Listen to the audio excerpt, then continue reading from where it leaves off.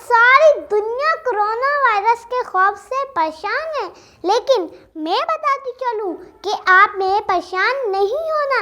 एहतियात कीजिए, घर से बाहर मत निकलें, खुद को और आसपास के माहौल को साफ सुथरा और पाकीज़ा रखिए, रश वाली जगह पर मत जाएं, खाना अच्छी तरह पकाइए, लेकिन बाजार के खाने नहीं खाने चाहिए। सर्दी और जुकाम के मरीजों से दूर रहिए, लेकिन वलीदों से नफरत नहीं करनी और उनका मजाक ना उड़ाएं। खांसते और छींकते वक्त मुंह और नाक को अच्छी तरह ढांपिए। हाथ से नहीं, टिश्यू या रुमाल इस्तेमाल करें। इस्तेमाल के बाद टिश्यू पेपर या रुमाल डस्टबिन में डाल दें। आँख और चेहरे को हाथ मत लगाइए। हाथों को बार बार अच्छी तरह साबुन लगाकर धोएं, लेकिन पानी दाया नहीं करना। सैनिटाइजर का बार बार इस्तेमाल कीजिए। ये तो थी कुछ एहतियातें, मगर याद रहे जब भी इस बारे में किसी से बात करें तो इसकी एहतियातें बताएं, पैनिक बिल्कुल ना फैलाएं। इसके अलावा रिवायात में आता है कि जब बंदा दुरूद पाक पढ़ता है तो अल्लाह की रहमत का नुज़ूल होता है।